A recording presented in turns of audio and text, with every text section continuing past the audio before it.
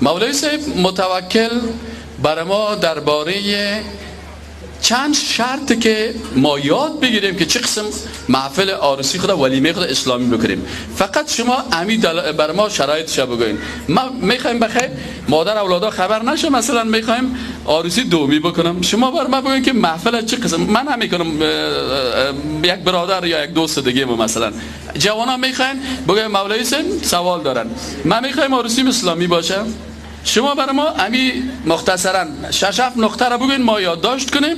إن الحمد لله نحمده ونستعينه ونستغفره ونعوذ بالله من شرور أنفسنا ومن سيئات أعمالنا من يهده الله فلا مضل له ومن يضلل فلا هادي له وأشهد أن لا إله إلا الله وحده لا شريك له وأشهد أن محمدا عبده ورسوله أما بعد فأعوذ بالله من الشيطان الرجيم بسم الله الرحمن الرحيم يا أيها الناس اتقوا ربكم الذي خلقكم من نفس واحدة وخلق منها زوجها وبث منهما رجالا كثيرا ونساء.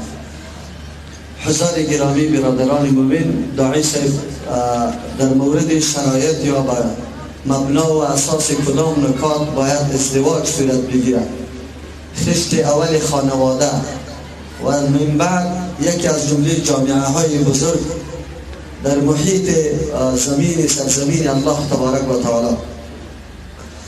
اول شرط برای نکاح است که انسان قدرت داشته باشد، توانایی مخارج یا مصارف ازدواج داشته باشد. پیامبر علیه السلام در این مورد می‌فرماید که یا معشر الشباب، ای جماعت جوانان، من استطاع منکم الباءة. اونجا پیامبر علیه السلام کلمه استطاعه را گفته. استطاعت این میگه که انسان از آن چیزی که مورد ضرورت در کدام معامله صورت میگیره از عهدهش برآمده بتانه. از او خاطر در این صورت پیغمبر علیه السلام اجازه ازدواج میده. ما مشاهده میکنیم که فعلا اکثر برادران و جوانای ما، حتی خواهرای ما در سن 40 رسیدن، لیکن نتوانستند که از این نعمت بزرگ الله تبارک و تعالی استفاده بکنه. خب شرط اولش مولوی صاحب گفتن که کسی که توانایی داره، توانایی مالی و بدنی داره، بنابراین در این صورت ازدواج واجب است، واجب میشه. و بعضی علما فرض میگن، فرض یا واجب. بعضی علما فرق بین فرض و واجب نمیکنن. بنابراین این شرط اول است که کسی که توانایی داره باید در ازدواج کردن و خصوصا کسی که سر خود بترسه که اگر ازدواج نمیکنم مبتلا به زنا میشم، پس سر از این فرض است که باید تصمیم بگیره و ازدواج بکنه. این شرط اول شد ان شاء الله. مولوی دومش بعد از استطاعت تعیین یا انتخاب خاندان درست و زوجه که خیلی مناسب حال ازی باشه، یعنی متدین باشه. خیلی چون که پیغمبر علیه السلام در این مورد هم برای ما ارشادات داره. الحمدلله دین ما غنی ترین دین است. هیچ گوشه زندگی ما نیست که پیغمبر علیه السلام برای ما هدایت نداشته باشه. در اون مورد هم برای ما فرموده، هم در شان پسر و هم در شان دختر. در شان دختر اگر کسی خواستگاری برای کسی میآید که دختر جوانی داره و اخلاق و دین او جوان خوشش میاد، باز دیگه او خواستگاری رد نکنه. با تاسف که امروز این نکته مراعات نمیشه، بلکه مسائل مادیات و رتبه های خودساختگی خیلی زیاد مورد نظر قرار میگیره. در عاقبت و انجام جنجال ها خیلی زیاد میباشد که آن چیزی که خواسته های او شوهر میباشد دختر برآورده نمیتونه، سبب مشکلات آیندهشان میشه. این از جانب کسی که صاحب دختر است. اما از جانب صاحب بچه، همین قسم دختر هم باید بچه‌ای که دیندار باشه، متدین باشه، اخلاق یا ولی داشته باشه. لااقل شرایط اسلامی را مراعات میکنه که سبا روز دختر همیشه مظلوم میباشه، او از خود دفاع نمیتونه، در یک خانه کسی دیگری نیست است. از همین خاطر است که در خطبه نکاح با تأسف که تشریح شما به جوانای ما شما شروع میکنیم به یا ایها الناس اتقوا، از الله بترسید. دختری بیچاره و مظلوم در خانه هیچ کس خبر نمیشه، شوهر چقدر مظالم سرش انجام میدن، او هیچ چیزی از خود دفاع کرده نمیتونه. قرآن اینجا برای ما اشاره به این میکنه که از الله بترسید.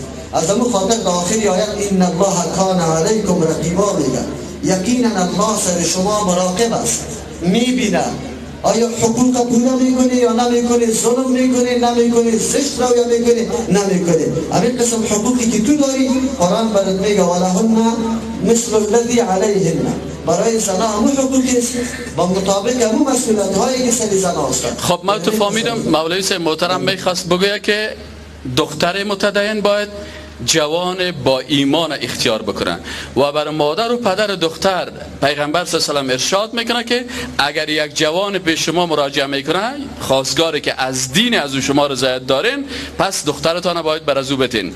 دینداری هر دو جهت مهم است، از پسر و از دختر. این شرط دوم شد. از جانب پسرم پیغمبر علیه السلام میفرماید که زن از 4 وجه به نکاح گرفته میشه. خب در آخر توصیه میکنه که فاصبر بذات دین تربت یدا، تو باید کامیابی را حاصل کنی به این طور زنی که او دیندار باشه. چه حکمت است؟ زن دیندار چی میکنه؟ در وقت مشکلات متحمل میشه، در وقت غیابت همه عزتمندی تو را نگاه میکنه، او مراقبت تربیه اولاد داره، او لحاظ خدمت پدر و مادر و آن کسی که با تو تعلق داره. افسوس است که برنامه اسلام در این مورد بسیار وسیع برنامه است، مسئله تربیت اولاد و همین قسم حقوق زوجین و این باید در هر محافل عروسی خصوصا به داماد و عروس حتما گفته شود که اسلام این توصیه های برگزیده در این مورد داره. ما یک قصه را براتان بکنم به خاطر از اینکه صحبت ها دوامدار نشه. در محکمه یک کس میخواست، یک جوان که 3 ماه زارسیش تیر شده بود، میخواست خانم خود طلاق بکنه. پرسانش کردن که چرا میخوای داری 3 ماه خانمت طلاق بکنی؟ این بیچاره اشتباه کرده بود، در باغ بالا همسر بر خود اختیار کرده بود. کدام روز باغ بالا رفته بود، اونجا این دختر کت فامیل خود آمده، این هم در باغ بالا عاشق شده در کثافت دانی. وقتی که صاحب اینجا عاشق شده، بالاخره با همراه ازی نمبر موبایل تغییر و تبدیل کردن، بالاخره با هم ازدواج کردن. وقتی که ازدواج کردن، آلی این دختر آمد گفت من میخوایم از این شوهر طلاق بگیرم. چرا طلاق بگیرین؟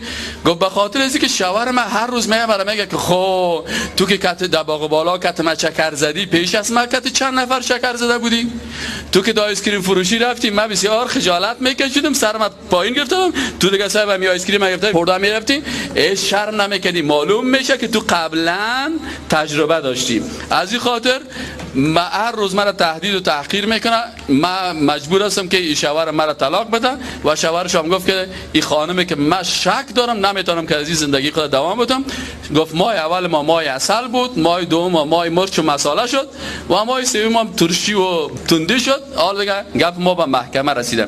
از این خاطر پیغمبر اکرم صلی الله علیه و سلم بر جوانا وصیت میکنه که فظفر بذات الدین، کسی که متدین باشه به همراه او ازدواج بگو تا که ازدواج تو دوام پیدا بکنه. بله مولوی صاحب، شرط دیگه؟ بله، شرط سوم خواست الله تبارک و تعالی مقام زن بالا میبره. اینطور سودای بازار نیست که محض در یک مرتبه پیش دکاندار استاد شوی چند است و به چند ما میگیرم، به خاطری که تبادل نظر در بین دو خانواده صورت بگیره، حالات خوب منکشف شود که خاندان و او خاندان به کدام مستوا قرار داره، آیا زندگی قطعی از او میشه نمیشه، پدر و مادر دختر از این آگاهی پیدا بکنه. این شرط سوم است که خواستگاری یا خطبه برش میگه در لغت عربی، این صورت بگیره. این شرط سوم. چهارم شرط بدون اذن پدر و مادر و بدون اذن دختر نکاح صورت نگیره. یک چیز دیگه است مولوی صاحب محترم، در این خواستگاری ها مردم افغانستان دو قسم شده. یک قسم مردم هستن که هیچ داماد نمیمونه که دختر ببینیشم، برش میگن رواج ماست، قوم ماست، ما غیرت داریم. آیا امی غیرت از اینا مطابق سنت است؟ یکی گوش بگیر مولوی صاحب محترم، یکی است که آیا امی غیرت است یا که حداقل به جوان نشان نمیده دختر همسر آینده خود که ببینه. در این قسمت پیغمبر سن چی گفته؟ و دیگه ایست که بعضی مردمای دیگه بیخی امولونگی غیرت اوسو انداخته و دختر امرای داماد یک جای میکنه، میگه ببرش در شهر هر جایی که چکرش میتی. بین این افراط و تفرید نظر دین چیست؟ بله، بسیار نکته جالب و خصوصا که فعلا مشاهده میشه در جامعه ما وجود داره. واقعا نظام مقدس اسلام با وصف از که مسئله حجاب یا پردهداری را یک امر مهم و لازم جامعه دانسته و یکی از جمله فرایض زندگی شمار میشه، اما در مورد خطبه یا خواستگاری اجازه را میده. چرا اصل مقصد از ستر حجاب هم نعوذ بالله مفضی شدن یا منجر شدن به فحشا و بی‌حیایی است. و در وقتی که انسان اراده ازدواج داشته باشه، در این وقت اون مسئله مطرح نمی باشه که نعوذ بالله آینده از راه های خراب قدش بگیره. این کار نمی کنه. از اون خاطر است که اسلام در محدوده ستر اجازه میده که جوان دختر ببینه و دختر هم جوان ببینه، به خاطری که آینده مشکل ایجاد نشود. چرا این معامله زندگی دائمی است، باید هیچ نوع تناقض یا هیچ نوع عیب و نقصان در بین موجود نباشد. اما بالمقابل یک تعداد مردم به این بهانه که بله باید از اخلاق یکی دیگه خبر شود، این گپ غلط است. در یک روز اخلاق کسی هم معلوم نمیتونه که این جوان یا این دختر چقدر اخلاق دارد. یک ساعت و یک روز آدم خود آبریشم هم جور میتونه، بالکل میتونه. اخلاق و مرور زمان در زندگی معلوم میشه. پس اون مردمایی که به این بهانه موقع میده به جوان و دختر که حتی چکر هم بزنه، در اوتلا شبار هم گیر بکنه، دستار هم بده، تصویرها هم گرفته شود، این در شریعت اسلامی قطعا در جمله مقدمات زنا و عین زنا شمرده میشه. مولوی صاحب محترم، این مورد اجازه نیست. خب از این تو فهمیده که مولوی صاحب میخوای برای ما دو نقطه را بگه. از دیدگاه دین مقدس اسلام یک صحابی مبارک ازدواج کرده بود، پیغمبر هم اون میگه آثار را دید، برش گفت چی کرده؟ گفت من ازدواج کردم، یا نامزاد شده بود یا هر چیز. گفت آیا او نامزاد تا دیدی؟ گفت نه ندیدیم. پیغمبر هم برش گفت که تو باید نامزاد تا ببینی. فان فی عیون الانصار شیء، در چشم زنهای انصاری چیز، شاید چشمایشان مثل ژاپنی ها وار بوده باشن، شاید چشمایشان مثلا رنگش اروپایی ها وار بوده باشه. بعضی کساس خوش نداره بعضی چهره ها را، مسئله رنگ گپاک است، مسئله نسبی است. یک کس رنگ سیاه خوشش میاد، یکی سر گندمی خوشش میاد، یکی سفید خوشش میاد، یکی را چشم کلان، یکی خود. پیغمبر هم بهش گفت تو باید همسر آینده تا ببینی. بنان علمای کرام میگن که وقتی شما ازدواج میکنه یک جوان، برای جوان اجازه بدین که این دختر ایره البته ببینن، به شرطی که در اینجا خلوت نباشه، در اینجا کدام به شکل گناه نباشه، به شکل مشروعی که